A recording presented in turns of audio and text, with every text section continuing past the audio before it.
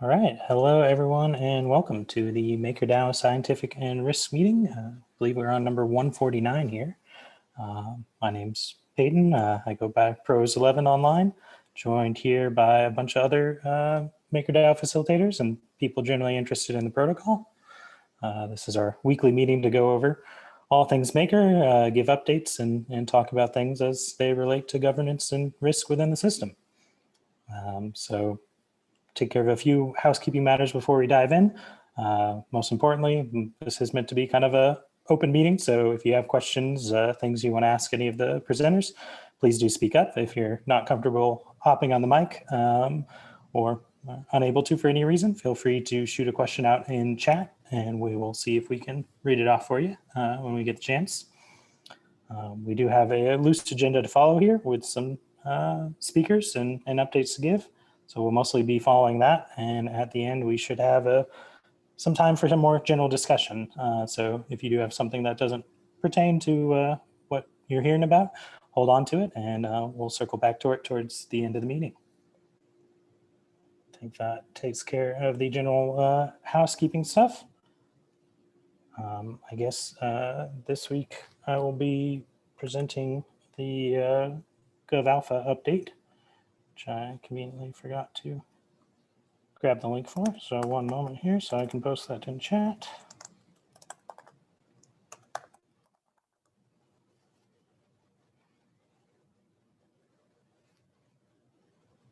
There it is.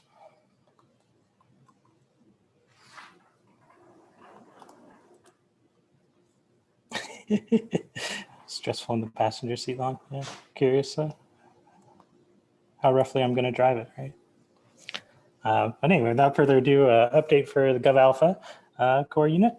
Kind of highlight overview, most important things. Our onboarding is going quite well. As you might have noticed, I'm taking lead on this meeting. There are a number of things that Long and I are splitting up in terms of facilitator duties. And we also have a bunch of new people on the call for our weekly core unit meetings, some new core unit contributors. So happy to say that onboarding is going quite well.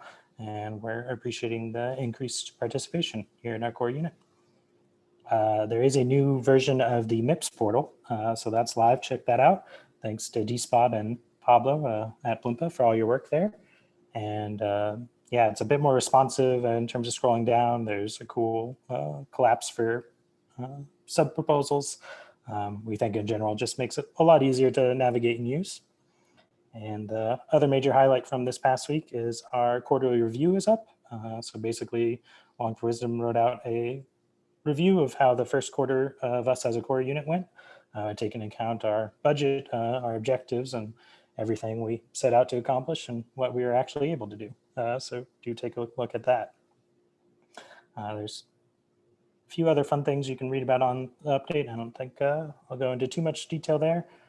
You might have noticed I was gone towards the end of last week. I was driving out to Colorado, so I'm now in UTC -6. Yeah, so my times are a little different there. Before I move on to form at a glance, Long reminded me that I need to take a look and give everyone an update on the current polls that have passed, or I guess we're up for vote rather. So pardon me while I pull those up.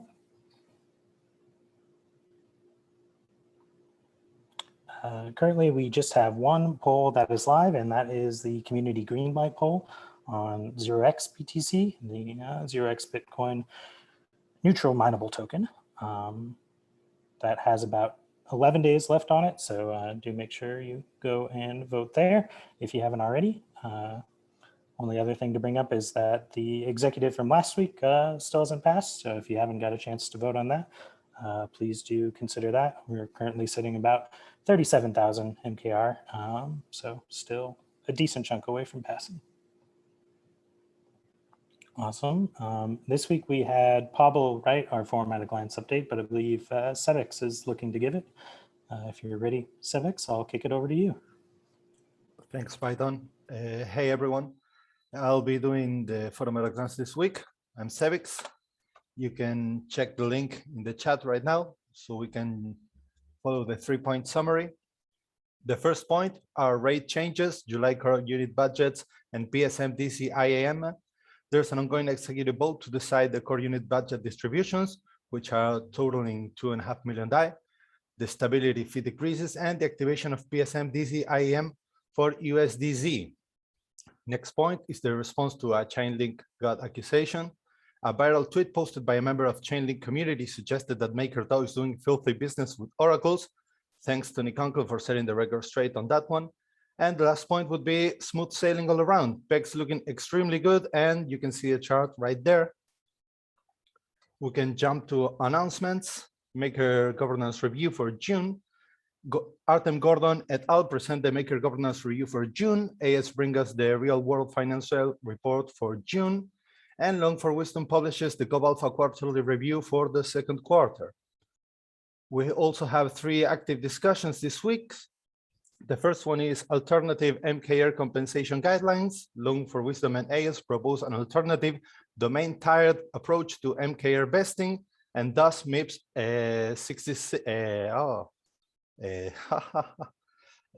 56 was just burned, sorry.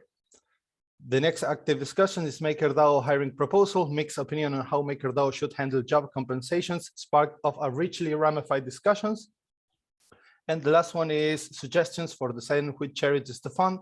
Paper Imperium wonders aloud how we should go about deciding which charities to fund, and elicits diverse responses from the community. We only have 2 signal requests this week. Aave D3M target borrow rate in preparation for the launch of Aave direct deposit DAI module. Exonaut goes through the pros and cons of different possible spreads between D3M and Maker's own rates. And the other one is about increasing the debt ceiling of RWA02. New Silver is asking to increase the debt ceiling to 20 million from the current 5 million, which is close to be reached. Last, we have the ongoing initiatives. I'll try to do this one quick. One sets up a sign-up thread for projects wishing to present on the bi-weekly collateral call. So if you know any potential collateral partners that may want to present, you can refer them here. We have the collateral status index. If you're confused about the current status of various collateral types that have been discussed recently, well, you can check this right here in this post to find the status and current position of each within the onboarding process. We have also the weekly MIPS update brought to us by David Utro, Charles San Luis, and Blimpa. Thanks for that. The MakerDAO standard governance processes. Long for Wisdom writes a brief overview of the currently operating governance processes in the Maker community. If you're confused between signals, declarations, and MIPS, you have to check this link right here. And finally, the official welcome thread, a welcome introductions thread. It's not strictly speaking for governance, but if anyone new or old wants to introduce themselves, here's the room for that. And I think I didn't miss anything. Right on. Thanks, Civics. So if there aren't any questions about governance or our forum update, give a moment for that, I suppose. But seeing none, saw your camera pop on, Chris, so I assume you're good to go for the protocol engineering update? I am, yeah. Take it away. Yeah, and welcome, Civics. That was great. So, hi everybody, Chris from Protocol Engineering. So a couple updates this week with regards to collateral types. We did the Matic technical evaluation. I'm sure everybody maybe not everybody, but effectively Sam had found that there was a EOA address that was still, had access there. And so, and then what's interesting is right after he posted that, Chris Bielik kind of posted it, and within 15 minutes, really fast, the update was made by the Matic team to remove that access. So well done with that process, everybody. So that review is in the forums. We're also in the process of reviewing Stake Death, which is kind of a beast of a review. Tal's been working on that, and we just had a big session on it before this. And so anyway, that's going all right. We still are kind of expecting some information to come back from like Nick's team about oracles and whatnot, but there's a lot of detail there, and I think the DAO is going to have to really pay attention to that evaluation when we get there. Currently, I think we're sitting at high risk on that one, so yeah, I wish it were a better situation, but. And then Sam is also working on the GUNI token. This one's for the GUNI DAI USDC, which is just the so basically the equivalent of an LP token for Uniswap v2, but it's for v3. So it takes a fixed spread and then allows people to provide fungible liquidity in that range. So that one's also being discussed. For contract work, we added DSS Flash and DSS Vest to the DSS interfaces. The DSS Vest code had a tidy up, and also I'm going to do a shout out to a new tool that we started using called Certora. Does like formal verification. It actually found a bug in DSS Vest, which is I don't know, just mentioning it because the tool is already kind of paying for itself, which is great. Let's see, we finished the Keeper implementation of the Uniswap 2 LP tokens and fixed all the bugs and other bugs that were in that Keeper. So if anyone wants to run that Keeper, it's the auction-demo-keeper code. At this point, you just need a little bit of ETH for gas, give it a private key, you know, with that ETH, and it'll sort of backstop auctions based on the parameters you set in the config.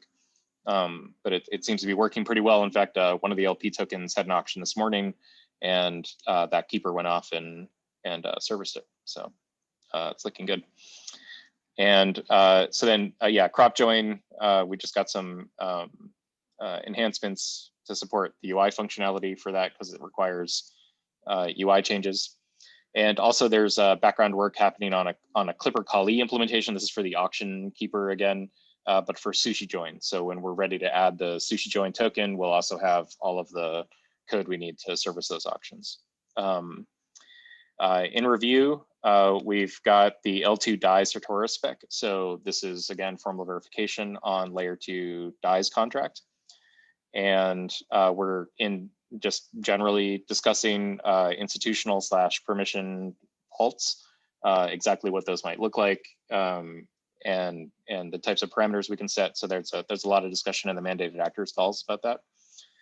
And also, I'll just sort of flag it out there. I've been evaluating all the different test nets that we might use and trying to like get opinions from different stakeholders. And we are strongly leaning towards Goerli at this point. So we think that we're going to transition everything over to that. I'm still waiting for any objections from the PE team, but I'm throwing it out there now because this call is broad enough that if you're developing UIs or integrating with us or whatever, if you have any objections to us using this as a testnet in the future, please speak now, because I think we're just going to have to pull the trigger soon because Code's not going to serve our needs much longer. I could go into the details of that, but I'll leave it for now. If anyone wants to ask later in the call when we have time, feel free to ask. And then there's a forum post for the ESM bug postmortem. So if you guys haven't seen that, you can check that out. And then I'm going to do a quick handoff to Chris on our team for the L2 work with regards to Optimism and Arbitrum. So Chris, if you're on the call. Hey. So I'm excited to share that Optimism Die Bridge was deployed on mainnet yesterday. So this means that DAI users can move their DAI to Optimism, a layer 2 scaling solution, and enjoy cheap, secure transactions. And this release is already decentralized in the way that it's going to be governed by the maker governance. And we're going to actually cut all the admin access that we have today. What's cool is that we have a vanity address. So the DAI address starts with 0xDA1 and ends in the same way. So it's very cool to use and, you know, just to confirm that this is really what you want to interact with. And there will be very soon a official Optimism Gateway UI with support for DAI. So right now, the only way to interact with this is that you need to, you know, just write a script or something. There will be official UI coming, I think, today or tomorrow. And official announcement from our side will be done, I guess, also today or tomorrow. as for Arbitrum, yeah, we did some progress there. We got like a basic version of Bridge already working, but there's like a lot of testing, and also maybe we're gonna end up rewriting the current implementation because we used some pre-made classes by Arbitrum, but it's like extremely inheritance heavy, and it's not exactly the code style that we use, and we might want to rewrite it to something that is like easier to maintain. Yeah, that's it. Yeah. Greg, I'll answer your questions in a second. Yeah, just a sort of final note on that address. We were trying to find the DA one, right? So the die 000 on each side with a whole bunch of mining rigs. I'm sure some of you know that I've got like a whole bunch of like GPU miners, and we ended up with this like interesting palindrome on the inside when I finally found the address I was looking for of this like 9C C9 on the other side. And so like if we wanted to reproduce that, it would take, I think with all of my rigs, which is maybe like 8 gigahashes or whatever, it would take something like 150 days or 6 months to find it. So yeah, that vanity address is pretty sweet. So we were really stressed out like not losing it. With regards to vote delegation, so Greg asked a question about vote delegation. So I think we've got it on Kovan.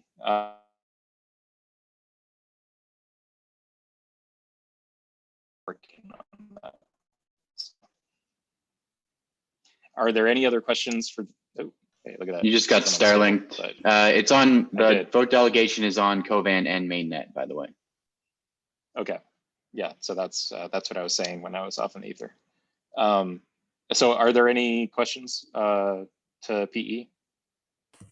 Yeah, Chris, quick question. Could you talk a bit about how the next couple executive spells look like? I'm asking, background is that sort of all of the other centrifuge collateral types are going through the like legal updates that we talked about in the forum and are on Kovan ready, and we can talk about when it would be a good time to fit them into like the executive schedule. Yes. So with regards to the other sort of centrifuge real world assets, I believe we'll be deploying those this Friday in Kovan. So Lucas, your team is working on an executive. I'll review and hang out with you guys and do that, right? Yeah, that is the plan. And then for mainnet, we could go as early as next week after it's deployed. So that'd be like if there, because I think we've already passed polling and everything, right? Yeah. So yeah, we have. It's been a while actually. So it'll just be a question of like congestion at this point because we're that's what I was mainly asking about. Any other big plans in the coming weeks? DSS Vest and I think is like one of the week. And the only other one I think that we have like completely cleared right now is, well, I guess, yeah, we're depending on a bunch of other projects, so we're blocking on stuff, but the only other one would be the Vox is another one that could go up, but I think even our team wanted one more shot at reviewing that, even though it's a pretty simple contract, but yeah. So yeah, overall, I'd be pretty optimistic that in the next 1 to 3 weeks there will be slots where the new centrifuge assets could go out. It's a little unpredictable because it's also depends just on when other things finally get unblocked. Like we've been blocked on Sushi L, or we've been blocked on Sushi LP tokens for a while, and that's like on the Sushi side, etc. But right now it's looking like there's a pretty high probability that they could be next week if they're ready. Okay, cool. That's good enough. Thanks for that background. We'll work on Kovan and then start getting ready for mainnet.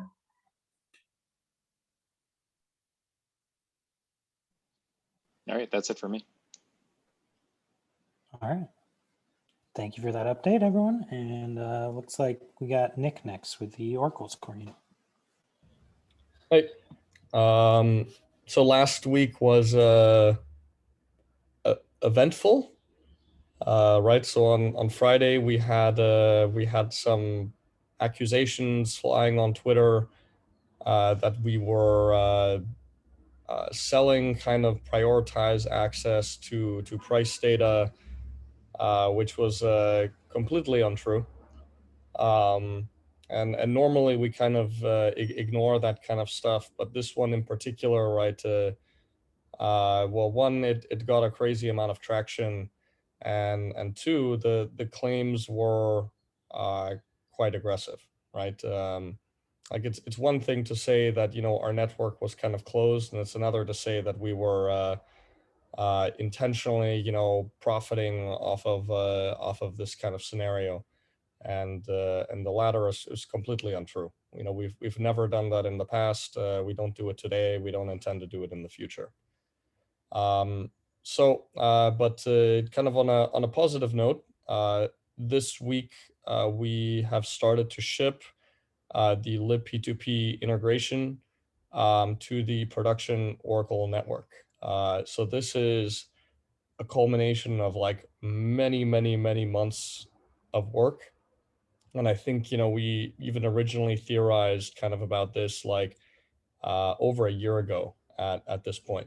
Yeah, come to think of it, wow, over a year ago. So what this means is that essentially, previously, you've probably heard me talk about Scuttlebutt, right? And so Scuttlebutt is this peer-to-peer network, and all of the Oracle feeds are, you know, pushing their kind of signed price messages to this network, and all of the relayers are picking up the messages from that network. And so what we can see here is that the centralized point of failure, right, is the network. Yes, the network is serverless, right? So it's not like you can just whack a server down and the network goes down. But you're exposed to, you know, if a hacker finds some kind of exploit in Scuttlebutt, right, you know, to shut that down, right? Or if there's a bug, right? And so now what we have is we have both Scuttlebutt and libp2p in parallel. And so feeds will push their price messages to both Scuttlebutt and libp2p, and relayers can pull their price messages from both. And so now if either one of them goes down or has an exploit or has a bug or gets attacked, that from a Oracle services point of view, it just kind of shrugs it off, right? So this is a really big deal. It's something that I'm really proud of the team for shipping. It was not an easy thing to do. It was like quite complex. libp2p is not super friendly to work with, but it's very powerful. So we're glad to finally get that out the door, and I think it's oddly fitting that with the transition from kind of the Maker Foundation to the Oracle Core Unit side, that we were able to ship this big milestone right at the end of our tenure at the foundation. So very happy about that. The rollout is going to occur probably over the course of 2 weeks. So we already have a couple feeds that have upgraded and they're looking stable, but we want to handle this very carefully. And then once the production rollout is complete, we can make like a little bit of an announcement and make some noise. On the non-tech side, we are reviewing the Oracle assessments for the Matic token, the Solar X token, for the staked ETH token, and that one just gets more trickier by the day, I'm sorry to say, and the D3M module. So we should, we're going to try to get at least a couple of those out by end of tomorrow, so they can go into polling votes next week. I can't promise that all of them will go out, but we'll try to get as many done as we can, so we can get moving on those. On the Oracle Core Unit side, lots of stuff happening. We are finalizing the relationship with our kind of payroll processor. We are in the process of setting up the entities for the Oracle core unit, and all that jurisdictional stuff and all the structuring. So that's moving along, and we're already looking at the hiring process and filtering through candidates and kind of choosing which positions that we budgeted for that we want to prioritize early versus later. So very exciting. Obviously, I'll be a little bit more excited when the executive vote passes and I can get some money and not just be fronting all this money on my own, because the legal bills are starting to look kind of scary. But yeah, everything, no real blockers right now. So we kind of intend to spin out of the foundation by the end of the month and be fully operating as a core unit. So that's our plan at the moment, and it's looking like we're going to hit that target.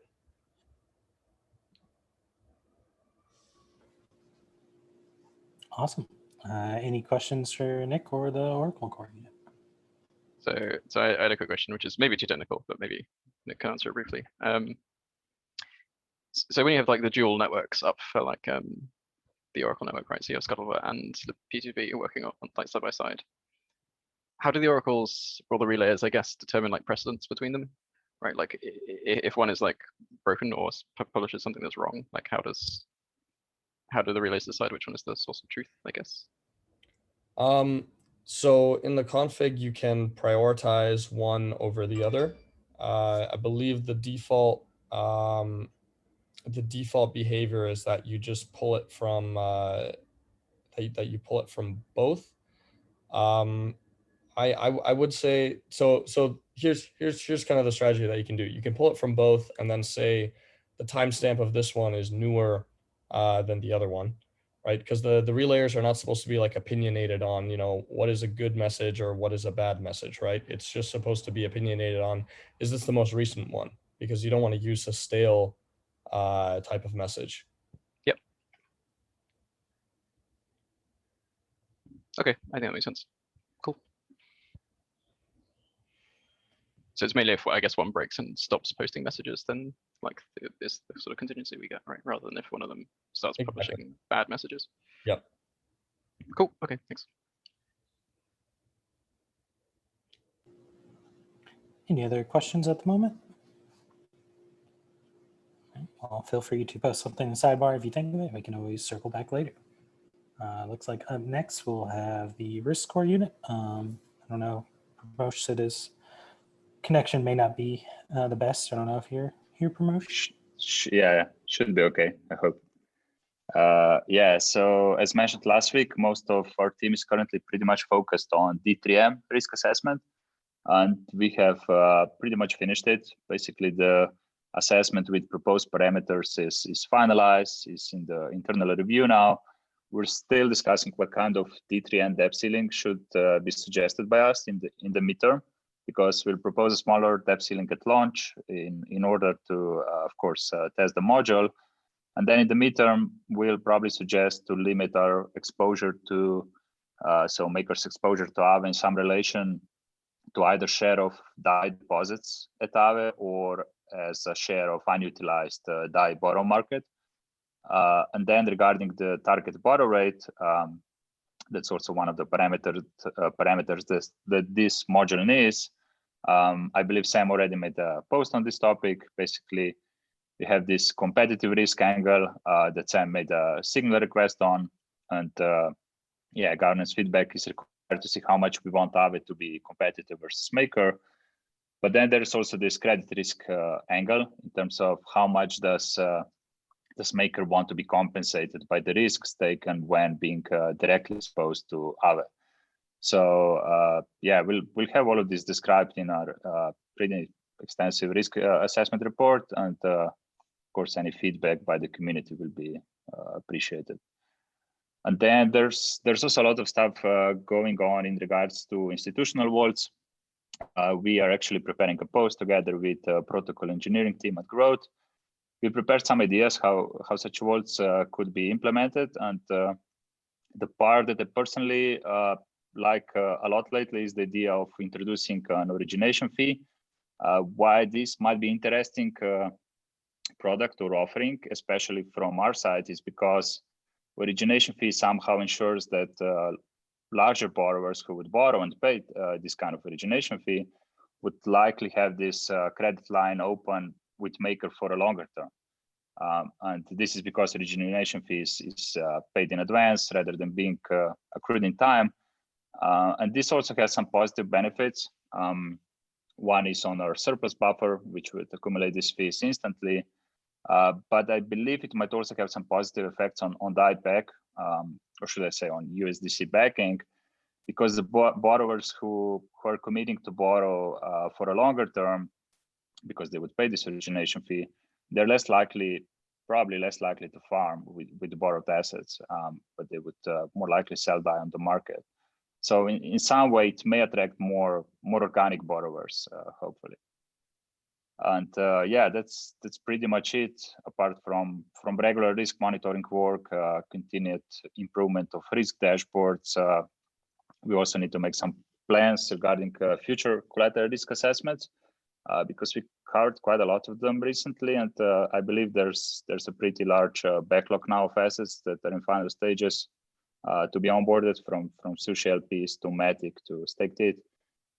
Yeah, so we'll see how fast do we need to move with additional collateral evaluations. So yeah, that's it from our side for this week. Excellent. Appreciate the update there. Any questions for Risk?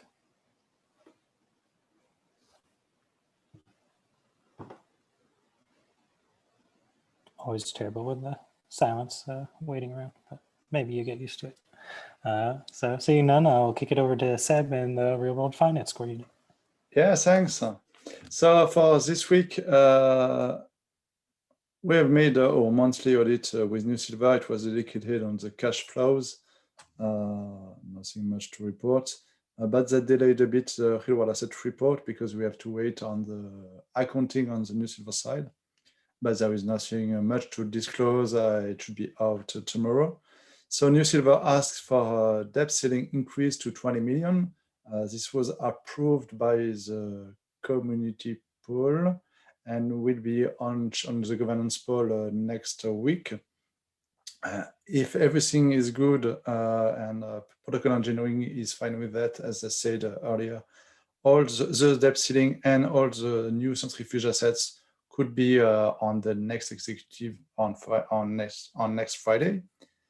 On the SolarX front, Christian posted a preliminary risk assessment. The topic of this post was mainly to discuss how the tranching of the debt is done. So what is important is that the main collateral of the asset is the PPA arrangement, so the purchase price arrangement between the solar farm project and the buyer for 20 years. But that is done only at month 4. So before that, we have negotiated with the borrower to get the land as well as collateral. So you can look more stuff on the post, which I think I forgot the last 2 digits. Let me post it again. Also on SolarX front, the foundation, the Claimant Foundation incorporation. So that's all the work that we are doing currently. Some of you have asked the difference between the foundation and trust, because usually you want to set up trust. So the foundation is more recent in the Cayman, at least for the Cayman, and it's more flexible, and that's the main difference. The only big difference you can see between trust, you can achieve almost everything you want with a foundation, but not as much with a trust. But you can set up the foundation to be just like a trust, more or less. And the main difference is that one has the name trust, and it seems better. But other than that, the foundation is quite similar. And it will give us more flexibility, mainly to have some people, professional people on board to just look at what MakerDAO ask on the blockchain and relay this information to the governance of the foundation, which might be more difficult if you are using a foundation trust. Also, something else I want to note is that currently we are on the prospect list. We have two big public quoted companies. So that means that there is a lot of interest from big corporations to finance themselves using Maker. Obviously, it's not because we are a cheaper source of capital or because we are easier. It's mainly a PR play for them as well, and to understand, to drive innovation forward. But it's still interesting to see there is a lot of demand for real world asset loans from established companies. And on the last point, let me copy paste the link.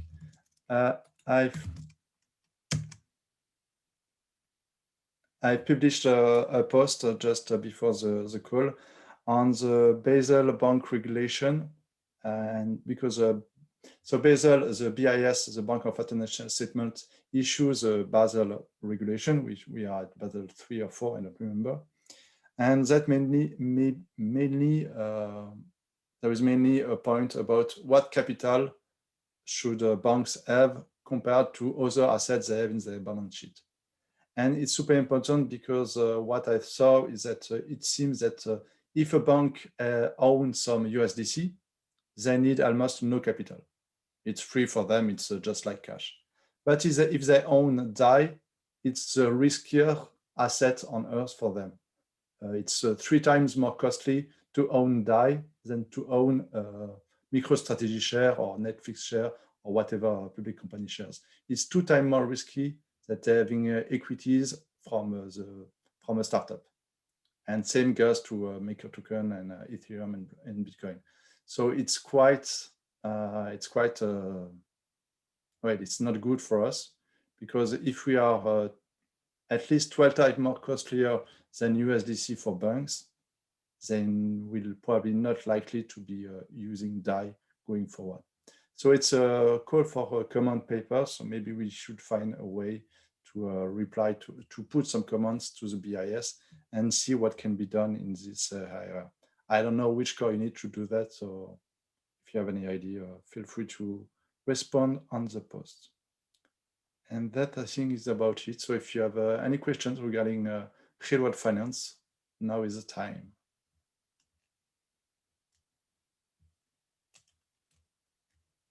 I have a question. It's about the real world asset legal structure that was posted, let's say, 6 days ago.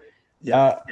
Does this have a preliminary timeline, or is it just completely on the conceptual level so far? So we want to have this legal structure for the SolarX investment. That should be done quickly. So as said, on the SolarX, it was a bit delayed because we negotiated to have more safety on the pre-project phase. So before they have the PPA agreement. So we will have to get this structure, let's say, in the next few months, or the next month even. All right, thank you. But the good thing with the foundation is what we need to have at least is the ability to upgrade the agreement of the foundation thanks to a vote on the blockchain from Maker token holders. And if we can get that, we can always improve the structure. That's the idea.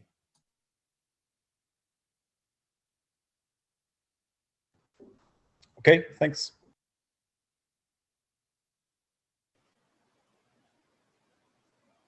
All right, gave it a few seconds there. Felt longer, but we'll move on there. Looks like growth's up next. Nadia, are you presenting today? Yes. So here is the link for the updates this week. Hey, everyone. Regarding updates, we have been talking with, especially with one new protocol. It's called Thorchain, and they want to include DAI in their pools, which is amazing because that will give us access to have markets between DAI and Bitcoin, for example, but not wrap Bitcoin or Ethereum Bitcoin, but Bitcoin in its own chain. It's a very, very interesting project, and we would love to be there. But we are facing a challenge, that is, how can we inject liquidity into Thorchain pools? Because usually, well, how we did this in the past was through the foundation. The foundation was like helping to bootstrap DAI liquidity in other protocols. But now that we don't have a foundation in the back, we have to find solutions for this. So there are different solutions that we thought about. And by the way, like I wrote about this in the updates, but we are planning on writing a more detailed post in the coming days, explaining what are the options we have. Like, for example, we could like find a company that there are companies that do market maker, they offer market maker services, but we have to pay a fee in order that they do that. There's also like another strategy that is set up a treasury. So have a treasury of MakerDAO and use that treasury to these kind of initiatives. Or there could be like find a lending protocol to have a loan, but that's also goes with a fee.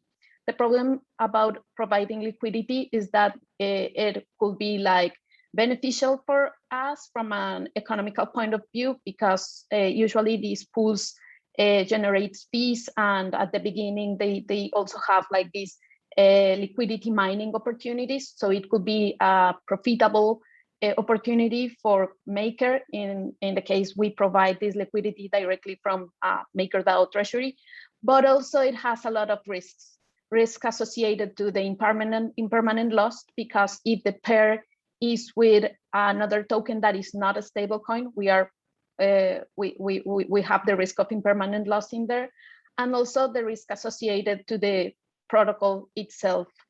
So it's something that I want to like discuss with the community, because right now we have this opportunity with Thorchain, but I know we will have future opportunities with other networks, and now we are seeing all these new layer 2s and different networks like growing in the ecosystem. So this will be something that we will see continuously in the future, and it will be great if we can like think about a framework to solve this. Other update is that we are now part of the Enterprise Ethereum Alliance. This one is an organization that is looking for companies and enterprises to adopt Ethereum in any way. So they work directly with these big companies. For example, there's IBM. IBM is part of this alliance. They are like doing research about what these companies that are not in the blockchain space are looking for. So we now are part of it, and we can also like have access to all other members. And well, we could also use this channel to communicate what is MakerDAO doing. The start of the week, this is an alpha, and I expect this to be very fun. Next week, Marble Cards is going to launch the Maker Arena. So you will be able to convert your favorite post, your favorite vote, executive vote, poll into an NFT and play with it. So I don't know, I've never played in Marble Cards, but it sounds like fun. Everything that it has the MakerDAO domain, everything that belongs to the MakerDAO domain will be part of this arena. So stay tuned because next week it's going to be launched. Then the tweet of the week in the MakerDAO Growth Twitter, we explained what is Maker governance and how it works and all the process, and we invited to the community in general to participate in the forum. So I think it was a very, very great tweet. And also, well, because it's we started a new month, we are going to post our P&L of the last month. This case is June. So to maintain transparency with our expenses with the community. And that's it for this week. Do you have questions or comments?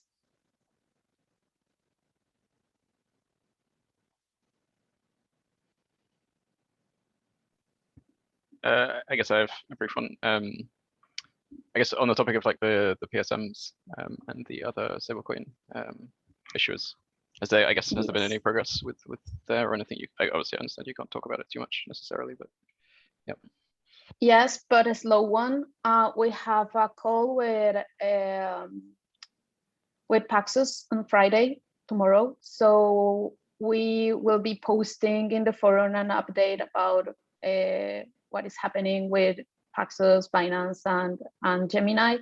And yes, I expect that in the following days to write a post about that. Sorry about the delay of our responses, but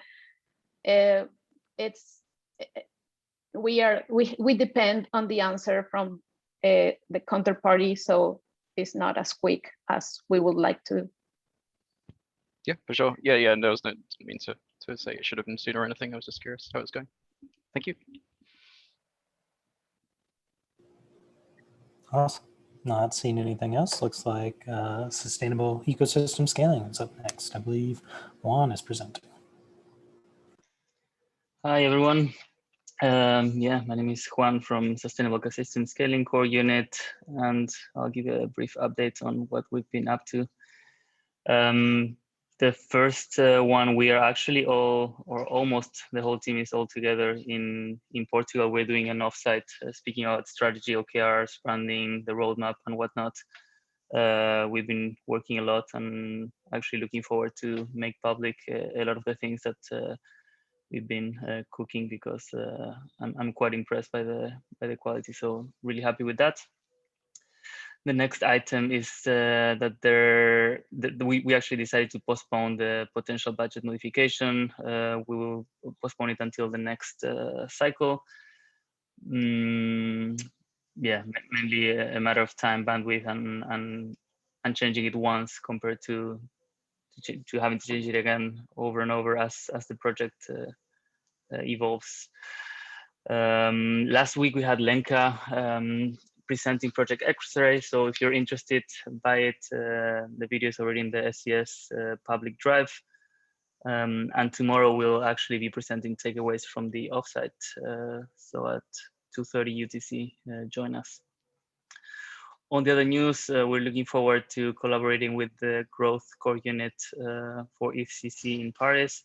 And we will be speaking at the Daoist on the 23rd of July. So looking forward to that as well. And the other news is that we have been helping the DAI Foundation with the MIPs that have been published yesterday evening. So yeah, check them out. Looking forward to starting this discussion on how to manage the assets from the DAI Foundation and have actually someone protecting all these assets. Yeah, regarding the IncuBees, there's not a lot of news, but we'll have new announcement soon, so stay tuned. And we actually scheduled Know Your MIP session with B Protocol for August the 11th. So we have a lot of time for that, but the agenda is coming and we'll have them soon. That's pretty much it. The rest is sessions that we will be publishing as we go. And I don't know if there are any questions before we continue with the agenda.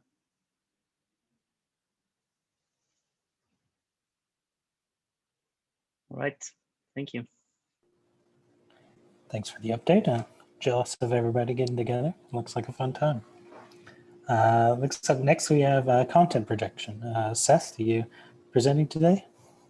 Yeah, thanks, Peyton. Yeah, that offsite does sound like a lot of fun. Dropping a link to our most recent update in the forum.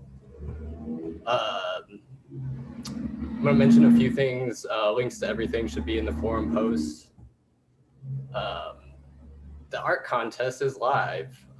Details are in the forum and on social media channels.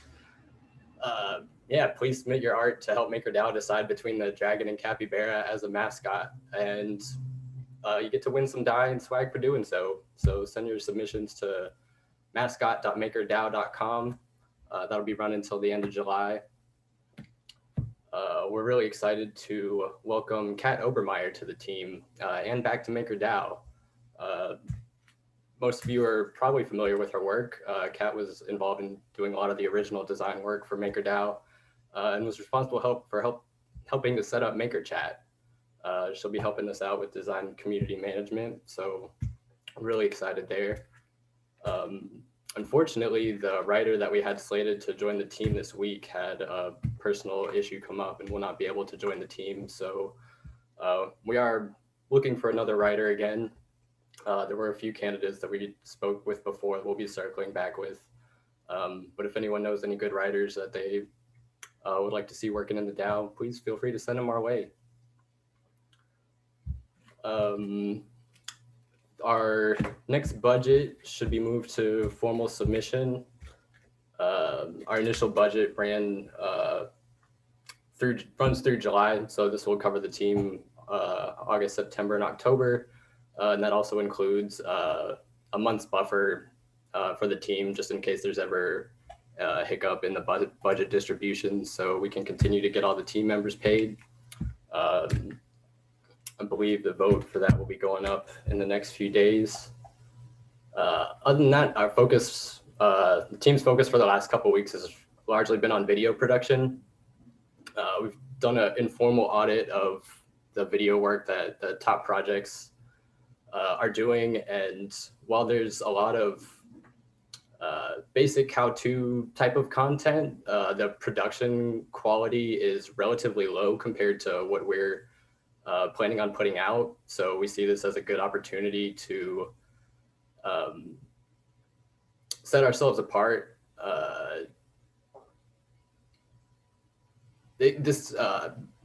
Putting out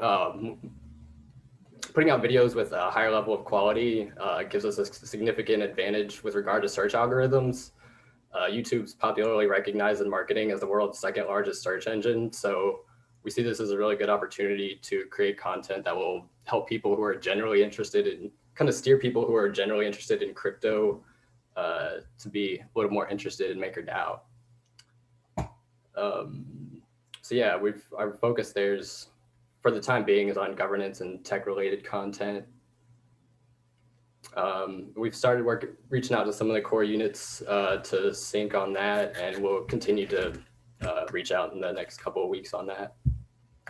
Tomorrow, we've got an AMA with Robert Jordan to talk about the proposed collateral engineering core unit.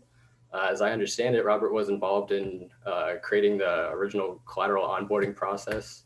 So if you're interested in learning more about collateral onboarding or that proposal, please bring your questions. And next Friday, we'll have an AMA with David Utrobin to talk about updated plans for the GovComs core unit, which I believe is now in formal submission as well. That's all the updates I have for this week. Happy to take questions if anybody has them, or pass it back to Peyton.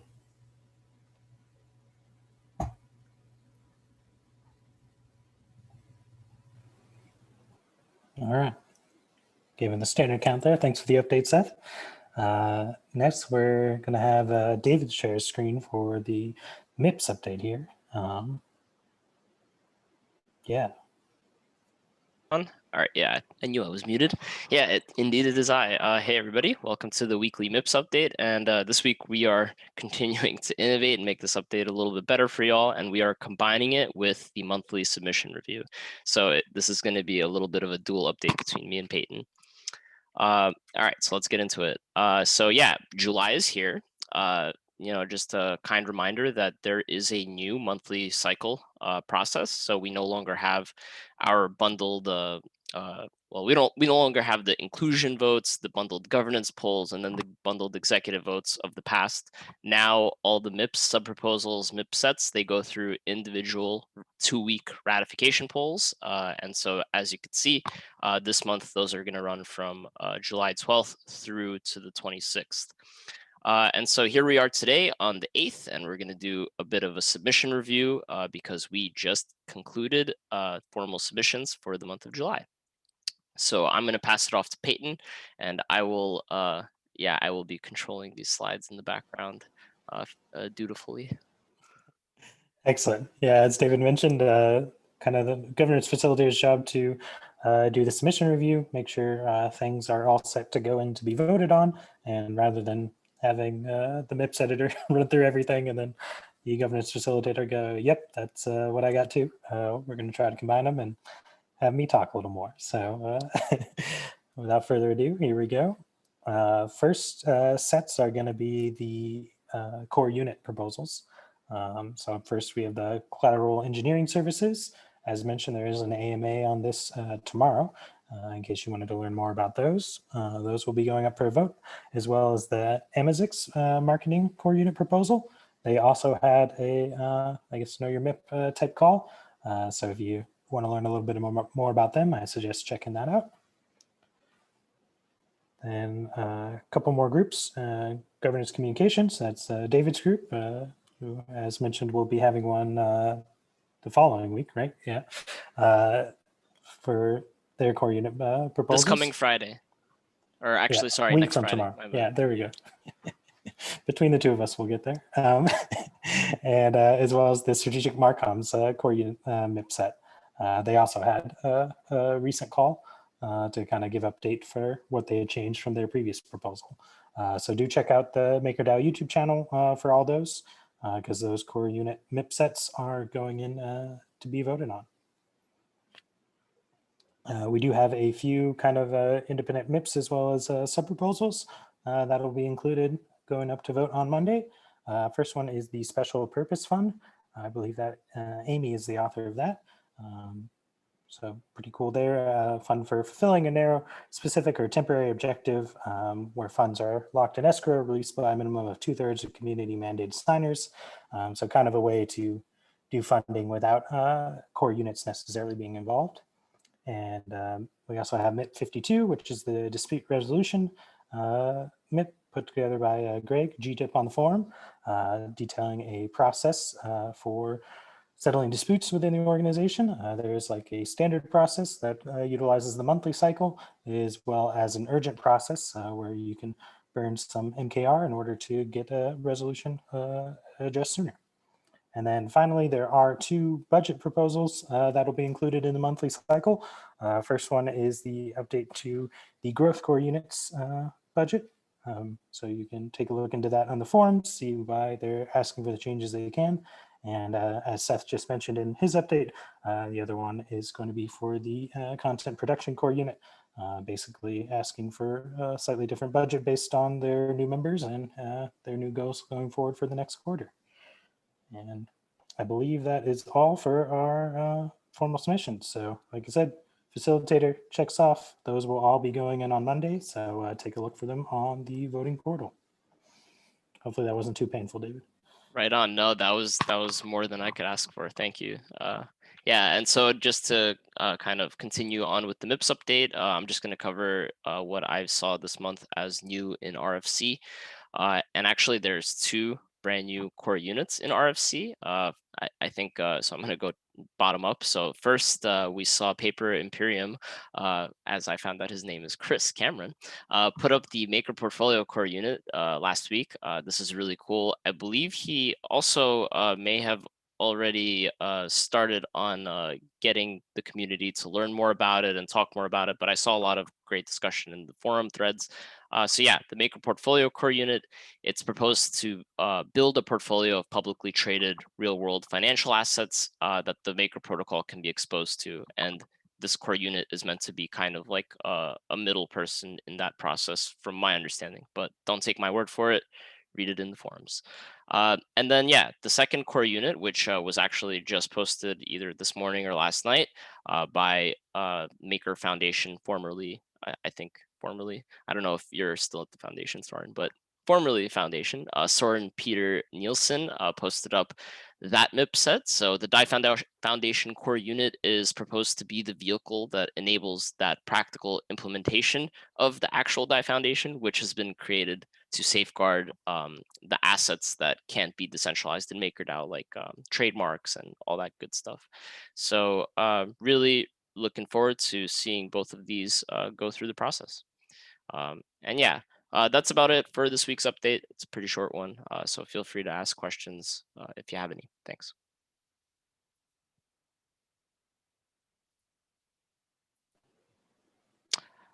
Oh, actually, yeah. So Pablo just mentioned to me that there's also MIP 56 for the new and RFC. Yeah, I managed to miss that one. Huh.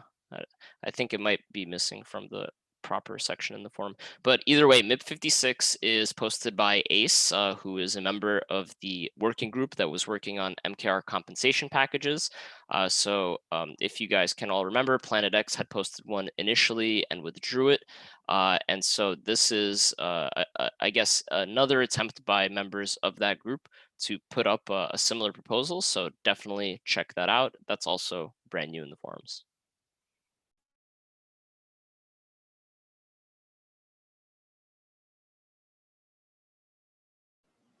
Awesome. Thanks for that update, David. Posted a link there to MIP 56 if you wanted to take a look for your further reading. Anyone on the call? And yeah, one pointing out there might be a few edits, and that is what the RFC period is for. So happy to see that taken advantage of. That does reach the end of our formal agenda here. So hopefully everyone who was looking to speak has been given the chance to. Generally, this is the time we move into kind of a more free-form discussion about any topics pertaining to the DAO that we'd like to get discussed in this forum. Typically, these meetings last another 25 minutes or so. So I guess I'll just flatly throw it out there to see if there was anything people wanted to discuss. Give it a few moments. If not, there's one or two things I can poke and maybe get some discussion going.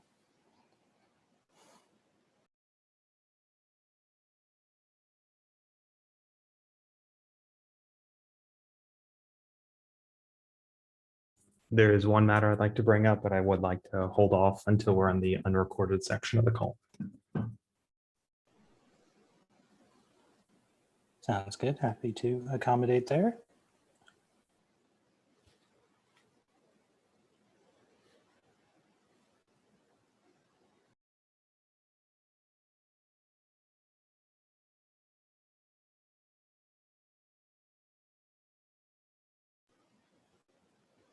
Give it a few moments here. I know we did just have a signal go up and some discussion about, sorry, Chris, were you looking to talk? You saw me unmute myself. I was just gonna make a joke. I sat in a meeting earlier today where we all just voluntarily didn't say anything for 2 minutes. It was the longest period of silence I've ever heard in a meeting. But I was just gonna make a joke about how you could handle it for 10 seconds. Yep. Anything You got the past Rich Brown problem. Yeah, I can pretend to look away and be a little disinterested, but the heart's beating. I was going to say that we did have a signal come up kind of asking about our parameter proposal group implementation and kind of how quickly we're able to get things onto the executive. I don't know if that might be a nice topic to discuss here. We can discuss that or anything else as well. So just throwing it out there.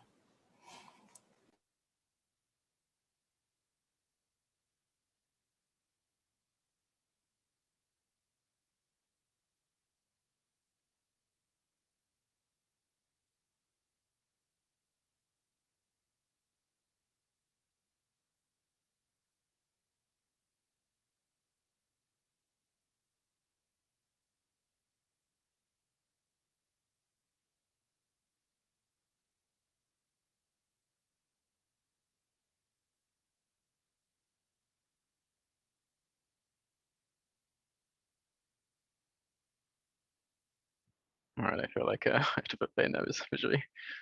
It's like a game of chicken. Yeah. Longest lost. Yeah. I don't know. We got like what, 20 minutes left. We can probably fit in a discussion about something if anyone has anything. I guess Greg asked about delegation, I think earlier. I can maybe give a very like sort of vague and brief update on how that's going.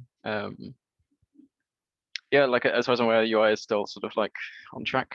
I think we'll try and sort of announce like a sort of target launch date in the next week or so, hopefully. I kind of want to make sure everyone can kind of confirm before and saying anything definitively. Yeah, still kind of working with the potential delegates. If anybody who hasn't spoken to me yet wants to be a delegate, please let me know. We can start dealing with some of that. But yeah, so far it's kind of looking good. Seen a couple of the delegates, or a couple of the delegates like sort of kind of statements, like position statements. And yeah, it's looking really cool. I'm kind of looking forward to, well, yeah, I'm kind of hoping that we'll sort of have, like, in general, Makers does pretty well in terms of community and governance. So I'm kind of hoping we'll have the best delegation set up as well when we launch. But I guess we'll see.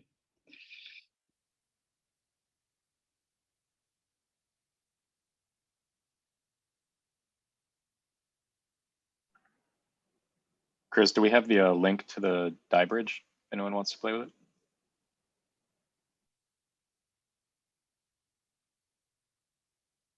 For UI? Yeah. Not yet. I mean, they asked me not to, share this staging URL. Come on, it's only to your closest friends of 40 people. And the YouTube audience later. I guess I did have a question on the bridge. Are there any functionalities, I guess, that can generate revenue for us from it? Or is it just a pure bridge at this point? At this point, there are no features. It does like special features. It's just a plain bridge. It doesn't have also fast withdrawals, right? So it's just to ensure that DAI is popular on Optimism. It's one of the first tokens to launch there. Later, once we deploy this fast withdrawal version, then we can have a revenue stream connected with the fact that we mint DAI for the future, for the promise of future withdrawal. And also, like, we can think about moving some parts of the system like DSS core to roll up later and then, access all the collateral that's available there. So, there are revenue streams for sure, but it's a bit more long-term game.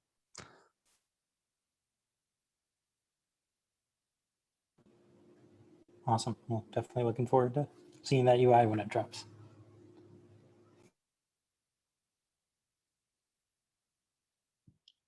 Yes, so if I recall correctly, the bridge is upgradable, right? And as you kind of mentioned, or Chris kind of mentioned earlier, you guys were gonna sort of transfer control to the DAO, or like to the DS pause, I guess. Exactly. So control is already in the hands of the DAO. It's just we have still like an admin key, but we're gonna get rid of that in like 20 minutes. And yeah, the thing is that the DAI address won't change. So we have this awesome vanity address, and this will stay the same, but in the future we'll deploy just upgraded versions of the bridges that are like opt-in, probably upgrade. Yeah. Cool, thanks.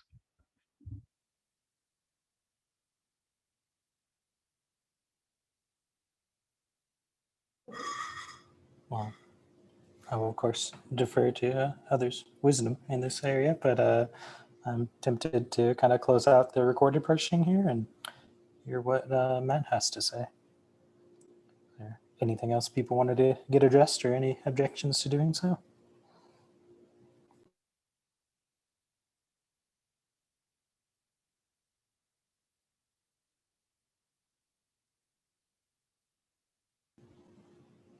All right, not seeing it. I'm going to go ahead and stop the recording. Thanks for joining us.